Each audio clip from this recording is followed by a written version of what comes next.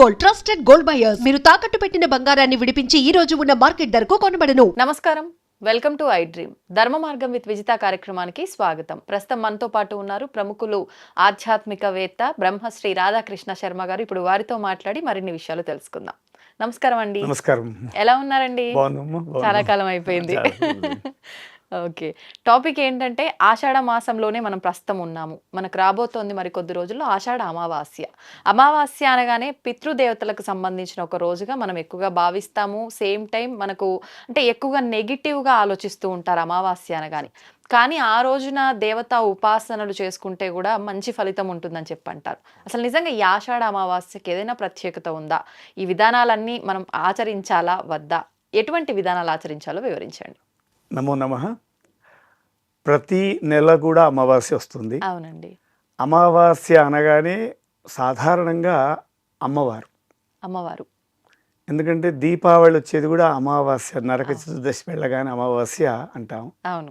అలాగే ప్రతి అమావాస్యకు స్త్రీలు ముఖ్యంగా గౌరీ అమ్మవారిని పెట్టుకుంటారు.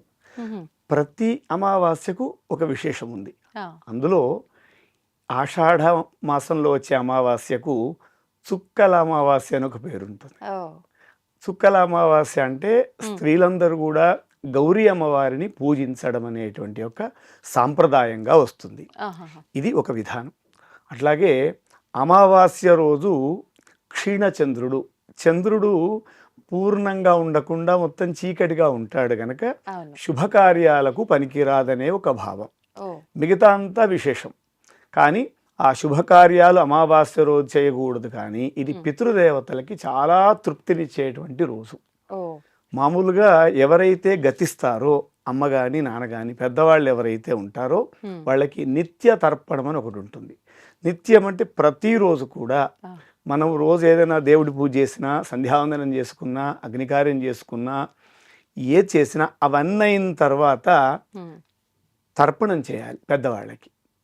ఒకవేళ ముందే తర్పణం చేస్తే ఇంకా మిగతా ఆ రోజు వేరే శుభకార్యము పూజ చేయడానికి లేదు. ముందే అంటే ఎన్ని రోజుల ముందు? ఆ రోజు ప్రతిరోజు మనము అంటే ఆ రోజు పొద్దున్న సమయంలో మనం గనక పితృ కార్యక్రమాలు చేస్తే మరుసటి తర్వాత శుభకార్యాలకు పనికిరాదు ఆ రోజు. ఎందుకంటే ఇది విశేషమైంది. అంటే దేవతారాధన కూడా పనికిరాదా? ముందే చేసుకోవాలి. చివరిగా చెప్పారు అందు గురించి. ఒకవేళ మనం బయటకు వెళ్లాల్సి ఉందన్నా 8 గంటలకు బయటకు వెళ్ళాలన్నా 7 గంటలు 8 గంటల లోపే నిత్య దేవతార్చన అంతా చేసుకోవాలి. ఎప్పుడైతే పితృతర్పణం చేస్తే ఇంకా ఆ రోజు ఏం లేదు, ఇంకా అంత విశేషమైంది. సాయంకాలం ఉంటే వేరు విషయాలు, ఆ మధ్యాహ్నం వరకు కూడా. అదే అమావాస్య రోజు, ఈ ఆషాఢ అమావాస్య రోజు, ఈ అమావాస్యకు ముందు వచ్చేదే దక్షిణాయనము. కాలంలో సంవత్సరము అయనములు, సంవత్సరాలు 60గా చెప్పాము. అది 365 రోజుల కాలము. దాంట్లో ఒక మధ్య భాగం, సగం భాగం దక్షిణాయనము, ఉత్తరాయణం 6 మాసాలు. అంటే రెండోదన్నమాట. సంవత్సరం 365లో దాంట్లో సగం 6 నెలలుగా వచ్చేది. మకర సంక్రమణం అని అంటాం మనం. దాన్ని సంక్రాంతి అంటారు. అంటే సూర్యుడు మకర రాశిలో ప్రవేశించినప్పుడు దాన్ని మకర సంక్రమణం అంటాం. అట్లాగే ఈ మాసంలోనే సూర్యుడు కర్కాటక రాశిలో ప్రవేశిస్తాడు. దీన్ని కర్కాటక సంక్రమణం అని అంటాం. అంటే ప్రతి నెలలో ఒక సంక్రమణం ఉంటుంది, కానీ మనకు సంక్రాంతి అని అంటే అదొక్కటే దృష్టిగా తీసుకుంటాం. ఈ మాసం కూడా చాలా విశేషమైంది. అప్పుడు సంక్రాంతికి ఎంత అయితే విశేషమో ఇది కూడా. ఈ ఉత్తరాయణము, ఈ సంక్రమణం అయ్యేటువంటి ఈ ఆషాఢ మాసంలోనే దక్షిణాయనం ఆరంభమవుతుందంటే ఇప్పటి వరకంతా ఉత్తరాయణం అంతా కూడా మనకు దేవతా కార్యక్రమాలు, శుభకార్యాలు ఇవన్నీ కూడా ఉంటాయి. ఈ దక్షిణాల్లో ఉండవని కాదు, ఇది కొంచెం విశేషంగా చెప్పారు. ఈ దక్షిణాయనం ఎప్పుడైతే ఆరంభమవుతుందో అది కూడా ఈ ఆషాఢ అమావాస్యకు ముందుగా వచ్చేదే ఏదైతే దక్షిణాయనం. కనుక ఈ దక్షిణాయనంలో పితృకార్యాలు ఆరంభం చేయడము, అమావాస్యకు ముందు చేయడము, తర్వాత ఈ ఆషాఢ మాసంలో వచ్చే అమావాస్య రోజు కూడా తిలతర్పణాలు, పెద్దవాళ్ళని స్మరించుకోవడం ద్వారా వాళ్ళకి భవిష్యత్తు ఏదైతే తరాలు ఉంటాయో అవి ఉద్ధరింపబడతాయి. వాళ్ళు గొప్పగా ఉంటారు, ఉన్నతంగా ఉంటారని మన పెద్దవాళ్ళు చెప్పారు. కనుక ఆషాఢ బహుళ అమావాస్య పితృదేవతలకి, మళ్ళీ స్త్రీలకు ముఖ్యంగా గౌరీ అర్చన చేయడానికి చాలా విశేషంగా ఇప్పుడు ఈ చెప్పబడ్డారు. గౌరీ అమ్మవారి ఆరాధన ఏ రకంగా చేయొచ్చండి ఆ రోజున? ఈరోజు ప్రతి అమావాస్యకు చెప్పినా ఈరోజు కొన్ని విశేషంగా చెప్పారు. ఈరోజు స్త్రీలందరూ కూడా చక్కగా గోమూత్రం గోమయం శుభ్రంగా చేసుకొని పసుపుతో అలంకరణ చేసుకొని మండపాన్ని దేవుడి దగ్గర పెట్టుకొని ఒక చిన్న దీప ప్రమిద, ఆ దీప ప్రమిదలకు అన్ని చుక్కలు పెడుతుంటారు.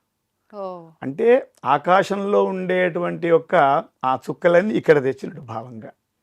అంటే చుక్కలు అంటే మనం దేంతో చుక్కలు చుక్కలు పసుపు కుంకుమతో సున్నంతో పెడుతుంటారు. కొందరు చిన్న చిన్న ఒక బంగారంతో వెండితో కూడా చిన్న చిన్నవిగా చేసి కూడా పెడుతుంటారు. ఇవి ఈ చుక్కలుగా చేసి అమ్మవారిని గౌరీ అమ్మవారిని అక్కడ పెట్టి అర్చన చేయడము, చక్కగా శుభ్రంగా స్నానం చేసి కాళ్ళకు బస్సు పెట్టుకొని మిగతా దేవతార్చన చేస్తాము సాంప్రదాయంగా ఉంటూ చేయడం ద్వారా ముఖ్యంగా ఇది సంతానము కోసం స్త్రీలు, వివాహం కోసం స్త్రీలు. ఎందుకంటే వచ్చే శ్రావణ మాసంలో మళ్ళీ శుభకార్యాలన్నీ అవుతాయి కనుక వాళ్ళకు శుభం కలగాలని ఈ అమావాస్య రోజు చేస్తారు. కానీ అమావాస్య అంటే భయపడాల్సిన అవసరం లేదు, ఏ రోజు భయపడాల్సిన అవసరం లేదు. ఎందుకంటే ధర్మంగా ఉంటే అసలు భయమే లేదు. నేను చాలా గొప్పగా ఉన్నాను, నేను ఉన్నతంగా ఉన్నాడు, అసలు భయం అవసరం లేదు. ఆ విధంగా అమావాస్య అయినా కూడా రోజే కదా, అమావాస్య కాలంలో రాకుండా ఉండదు కనుక దానికి భయపడిపోయి ఏ రోజు చేద్దామని లేదు. ఆ రోజు కూడా అమ్మవారికి చాలా విశేషంగా చెప్పారు. అందులో ఆ రోజు అమావాస్య రోజు ఐశ్వర్యం అని చెప్పారు. అమ్మవారిని అర్చిస్తే చక్కగా సౌభాగ్యము, సంతానము, ఐశ్వర్యం కలుగుతాయని, అందులో ఈ ఆషాఢ బహుళ అమావాస్య రోజు చేస్తే ఇంకొంచెం ఎక్కువగా చెప్పారు దీనికి.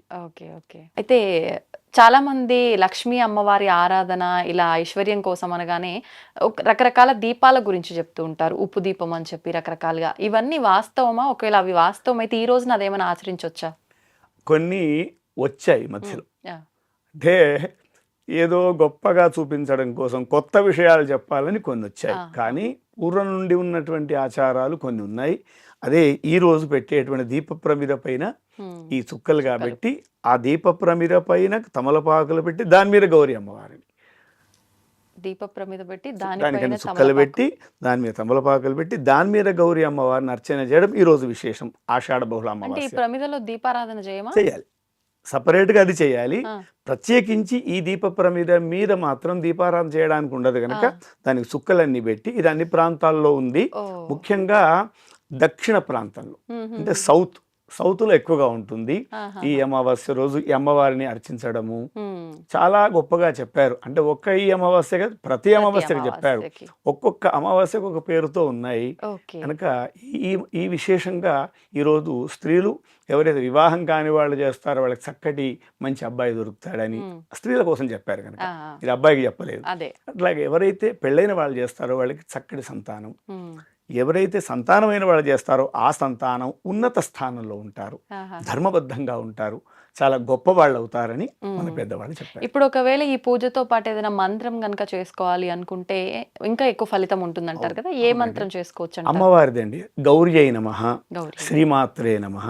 ఎందుకంటే మంత్రము అంటే ఏంటంటే చాలా గొప్పది. అవునండి, ఇష్టం వచ్చినట్టుగా చెప్పేది గనక కాదు గనక మనం చిన్నగా పదంగా చెప్పుకుంటే అంటే దాన్ని ఉపాసన చేసి పెద్దవాళ్ళ ద్వారా ఉపాసన చేస్తే అది వేరు. కానీ గౌరీ నమః, శ్రీమాత్రే నమః అంటే చాలా సులభంగా ఉంటుంది, ఆనందంగా ఉంటుంది. తప్పులు కూడా చెప్పకుండా ఉంటాం కాబట్టి ఆ ఫలితం అనేది కరెక్ట్ గా ఉంటుంది మనకు. ధన్యవాదాలండి, మంచి విశేషాన్ని తెలియజేశారు. నమస్తే.